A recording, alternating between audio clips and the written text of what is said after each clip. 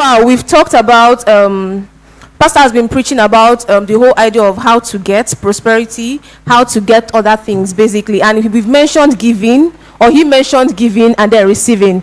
We talked about receiving, where we talked about the whole workshops. You need to actually have something in your hands, right, so that you can have the opportunity to receive. And then giving, he talked about, even Cardinal Photos talked about tithing, seeds, and honoring your pastor and all of that. So the fourth part of it, the third part is saving, and then the fourth part will be investment. So we'll talk about savings here, and then we'll talk about investments in second service, okay?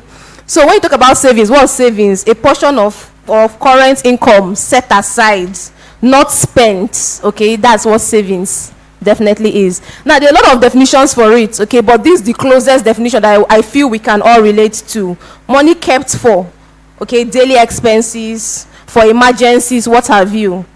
Now, what's the reason why people don't save? Okay, let's do the reasons why you have to save first. Then we'll say why people don't save. Reason why you have to save: emergencies. Okay, anything can come up at any point. Anything can, like when you're talking about emergencies, you can just, someone can fall sick, okay, and you need money, urgent money for, we're not praying for sickness, but it's an emergency, unforeseen thing, okay. It must not always be sickness. It could just be random thing. Maybe your car just breaks down middle of nowhere. Even if you cannot fix it, you need to have money to tow the car home. You get it? So basically the whole point is you must have money for emergencies. That's the first thing. Then for expenses, you're saving money for expenses, right? The month is halfway now, okay, so you must have saved some money. Maybe when they gave you salary in the beginning of the month, they are going to use it as transport fare, as feeding money, bills, data, and all of those things for the end of the month. So you're saving part of the money, okay, in the beginning of the month for expenses within the month. Then the third reason why you have to save is future purchases. Opportunities always come around like magic, and if you don't have money, you can't grab it. Okay, you have to always be alert so you can be able to grab the opportunity. It's money you use and pursue money last, right? And then the last reason why you have to save is for investing. You will talk extensively on this in second service, okay? Investing, you have to get to that point so money can multiply for you. Okay, so what are the reasons why people don't save? First, people feel their needs and wants are not being met, so they spend more. I'm getting maybe 100 naira every month, and somehow everything I'm spending, I just feel like, okay, I need to do that, and my data alone is like 50 naira. Transport fare to work like 20 naira, and then boom, it looks like my whole needs in a month is more than my salary. So in that way, what's this of saving? Let me just keep living my life. Turnover. This month you move. The bad thing about it is, if they delay your salary by 2 days, next month you'll be stranded. You're going to look for where you're going to collect a loan to be able to bounce back, which is not always a very good option, okay? Then what's the second reason why people don't save?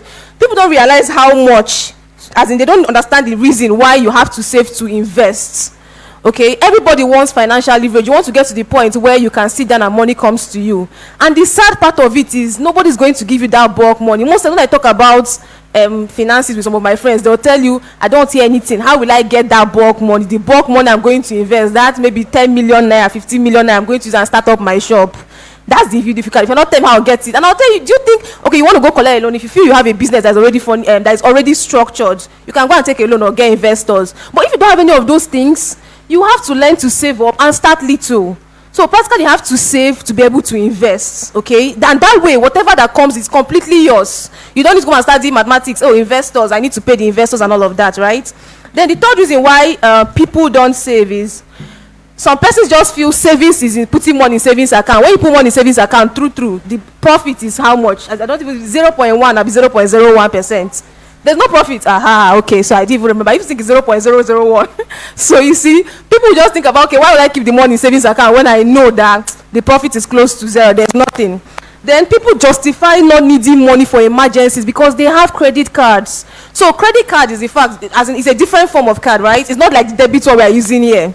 Debit is how much you put inside, you can get out. Credit does not work like that. You can always go there and go. But I'm sure, well, I don't know if it exists in Nigeria. I've never had a credit card, but if it exists, it's possible that people just decide not to save with that.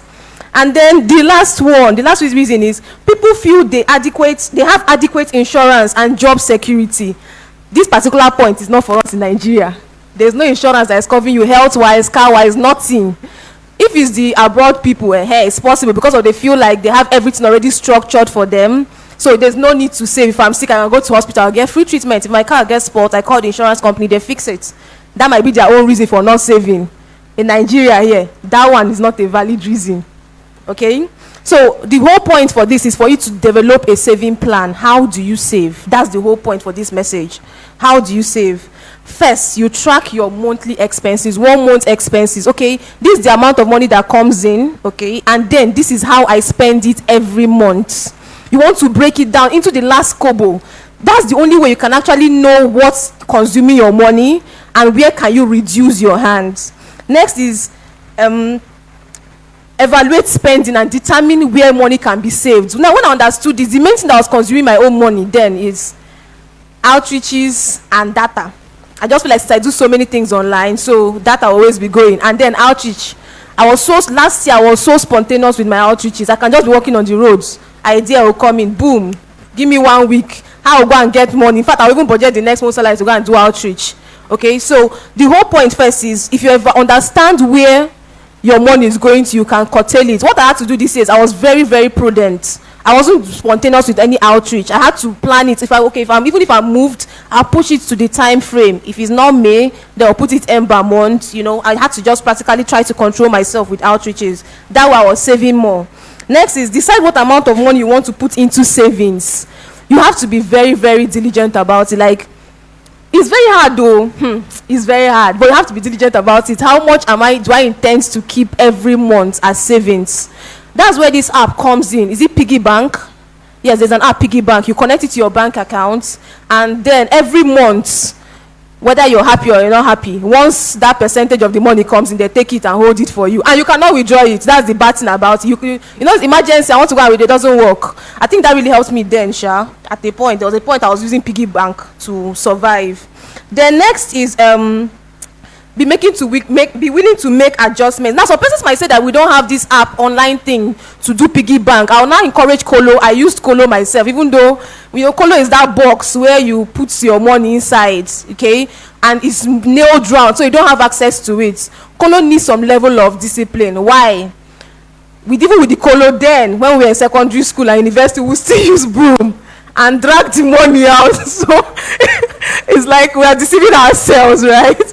So whichever way, you have to be disciplined with it. You have to be very disciplined with it, okay? And some persons, I know people that decided to use Kolo this time, they end up putting it under their bed, using it as wedge for their bed, because the thing is not working. If you're not disciplined, you can't use Kolo at all.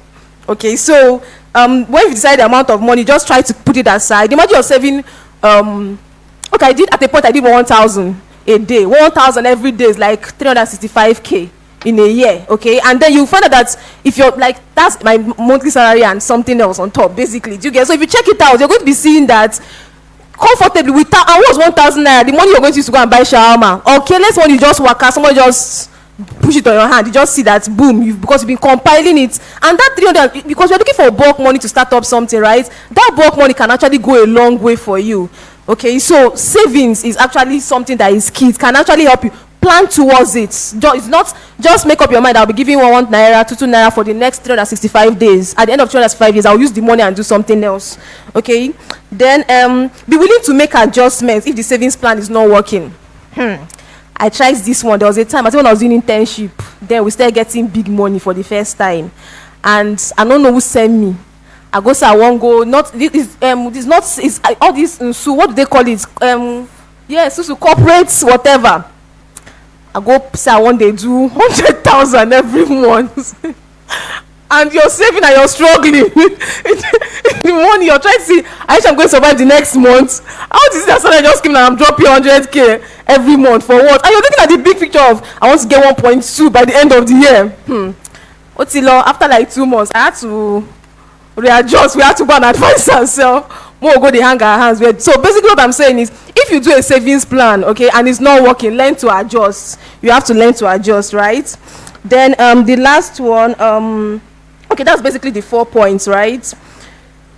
Now I'll always give this test when I'm trying to encourage somebody to save. Okay, think about what you spend what is it you buy every day or every week. then multiply it. Something you buy every day. For me, the main thing I know that takes my money so badly lately, and it's almost on a monthly, is data. I had tried different data providers, but somehow it looks like the one that chops the money gives me what I want, the speed, anywhere I am. So I'm stuck with them, right? But data is something, and if you multiply it, you find that I'm spending more than my monthly salary every year on data alone. Okay, so the best bet for someone like me is to make sure that as I'm spending on data, the money is coming back. If it's not, some persons, what they spend monthly could be careless chops, pizza, shawarma.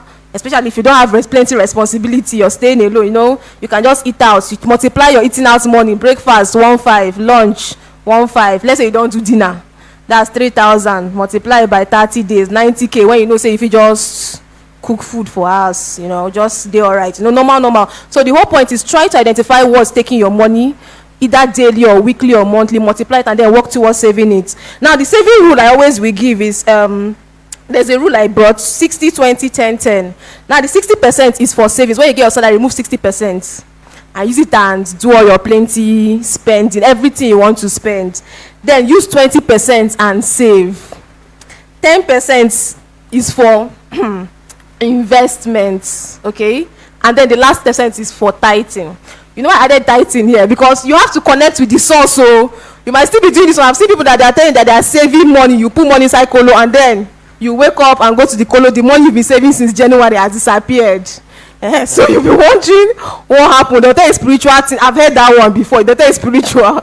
So most times I'll tell you, try to connect to the source. So as you're doing your own physical one, God is also helping you to be guiding you with this spiritual part of it. Okay, so I think I'm going to stop. I don't know if I have questions about savings. Anybody with questions about savings? Another tip I also give when it comes to money is, I think that's the last. Always have a budget for what you want to do with money. If I give you 100,000, now what are you going to use it and do? The money never come. Do you get? But in your head, you have what you want to do with 100k. You have what you want to do with 1 million. I think even like once you're above 25, have what you want to do with 100, because the money can come. How it will come? It can just be somebody, random person that can. Like it's magical. Especially if you have works of your hand, like you have a business or something you're doing. Have what you want to use 100,000 naira to do. If you don't have a plan of 100k and you wait when the 100k comes, that's when you start planning. Most times you spend it carelessly. Most times you won't use it well. But if you've planned 100k, you've planned 1 million, you've planned 10 million, 100 million. As a day now, if they give me 1 billion and still know what I want use and do, praise God. If there's no question, I think I'll step down. No questions? None. All right, thank you so much. Thank you very much.